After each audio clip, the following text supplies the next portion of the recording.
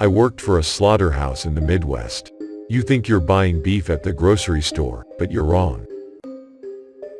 The red phone on my desk began to ring around noon the day the plant burned to the ground. I had worked as head of security for Caverna Cattle Processing for half a decade and it had never rung. My heart dropped as I considered the loss of life that would follow the metallic jingling. I picked it up and held it to my ear. "Code red?" I asked, voice shaking. "Confirmed," said a man from the other end. "Follow Tier 5 protocol. This is a total loss. Start the process immediately." The line went dead. I swallowed hard and set the phone carefully back into the cradle. Not that it mattered. It would be a charred pile of plastic before the day was out. I lifted the plexiglass cover on the wall above my desk and pushed the yellow button labeled Slaughterhouse. A secondary red button flashed below it. Sweat poured down my face as doubt swept through my mind. I wanted to think it wasn't too late, but I knew it was. I pushed the flashing red button to finalize the operation. The slaughterhouse workers were all dead anyway. Looking at the security monitors for the slaughterhouse, I could see the staff scrambling toward the doors. As soon as I hit the secondary button, the magnetic locks engaged and there would be a mechanical voice playing through the overhead speakers announcing the lockdown. It would tell some soothing lie that normal operations would resume any moment, but they knew better. In a dead-end town like this, people flocked to Caverna for decent pay and dependable hours.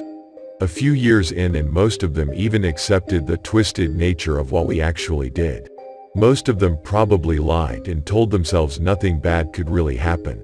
For a few brief moments, before they died, they understood it had all been a comforting lie.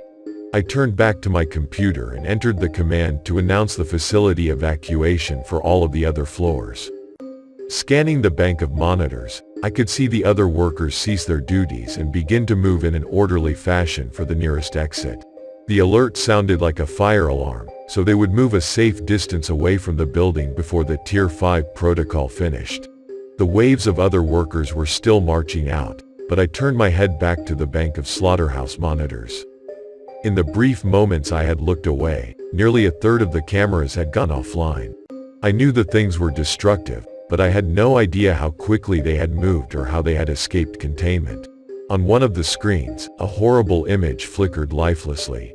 In front of one of the exit doors, there was a pile of people. Parts of them, anyway. I had never been more grateful that the Caverna cattle processing plant owners had never transitioned the old cameras to color. My imagination made the scene bad enough. I turned back toward the other monitors to see a few slow movers still shuffling around inside the plant. There wasn't much time left before I would have to enter the final protocol command. My face was burning with anger at the stragglers. I picked up the system-wide mic on my desk and held it to my mouth. "Get the hell out," I shouted. "The building is on fire and I can't leave the security booth until the place has cleared." The last few slow-moving employees unexpectedly picked up their pace and moved toward the exits. I breathed a sigh of relief as my eyes darted from monitor to monitor. All of the floors other than the slaughterhouse were clear. I turned to the row of buttons and pushed the yellow and red sequences to finalize the order. Clicks reverberated through the facility as the magnetic locks engaged. The things were trapped inside and the hidden self-destruct system would engage in just a few moments. Stealing one more look back at the slaughterhouse monitors, I finally saw the things. Bovine heads extended from their serpentine necks. They waved side to side, bobbing above their arachnoid bodies. Most of them had 8 legs, but a few had 10 or more. The hooves came to a sharp point. Bloated udders randomly spotted their body, dripping some liquid too thick to be milk. Gore dripped from their slack mouths.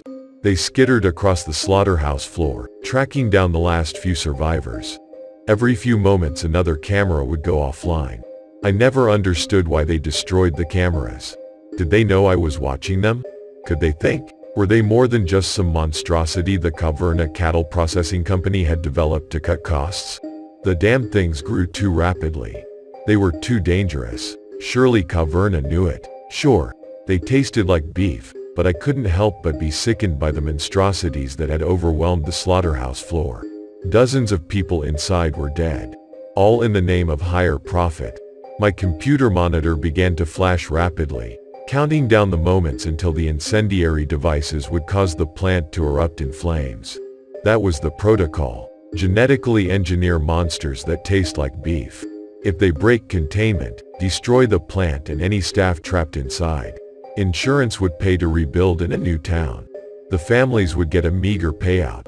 Caverna would just move on. Open a new plant. Breed more creatures. Next time you're at the grocery store, skip the Caverna meat section. It may be a price you like, but you get what you pay for.